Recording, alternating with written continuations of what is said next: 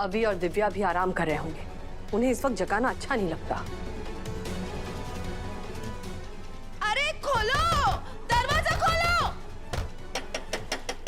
सारिका, खोलो दरवाजा, दरवाजा खोलो जल्दी से, दरवाजा खोलो।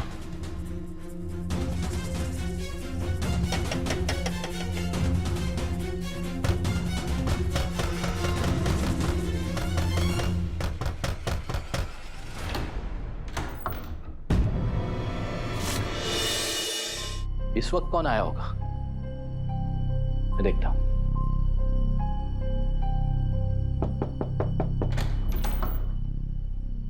क्या हुआ सारिका? भाभी सा, अरे भाभी साहब मैं सही थी। आज जिस छोरी का गृह प्रवेश हुआ ना, वो दिव्या ना वसु ही थी। बेकार में मैंने अपने आप को ही थप्पड़ मार ली है। तुम नहीं सुधरोगी सारिका। लगता है तुम्हारा दिमाग पूरी तरह से खराब हो गया है।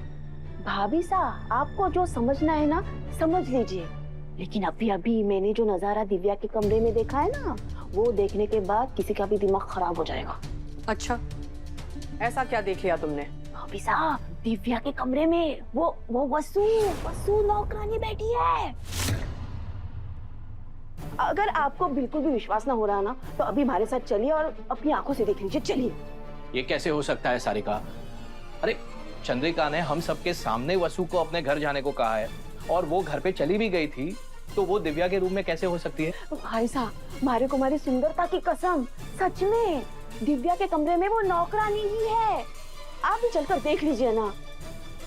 अगर इस बार मैं झूठी साबित हुई ना भाभी साहब, तो फिर आप हमारे को थप्पड़ ना जूती मार दीजिए।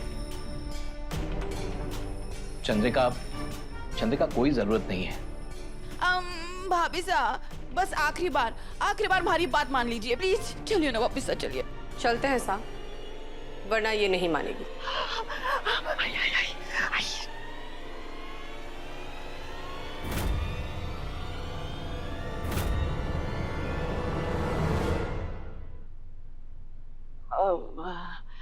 इस बार मैं कुछ ना करूंगी, जो भी करेंगी भाभी साही करेगी। भाभी साहब दरवाजा खोलिए और खुद देख लीजिए। अभी और दिव्या भी आराम कर रहे होंगे, उन्हें इस वक्त जगाना अच्छा नहीं लगता। अरे खोलो, दरवाजा खोलो। सारिका, खोलो दरवाजा, दरवाजा खोलो जल्दी से, दरवाजा खोलो।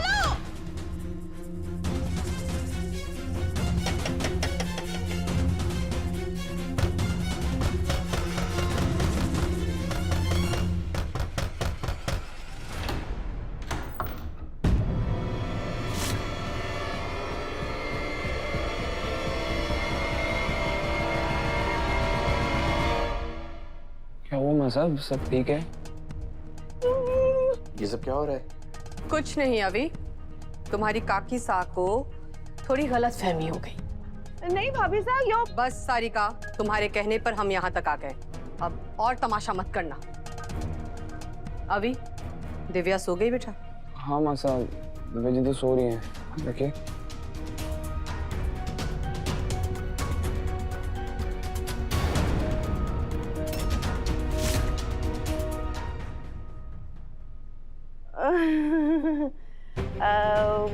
भाभी साहब वो क्या है, आपने दिवाली में हमारे को सारे घर की जिम्मेदारी दी थी ना, तो फिर आराम कर करके मैं थक गई।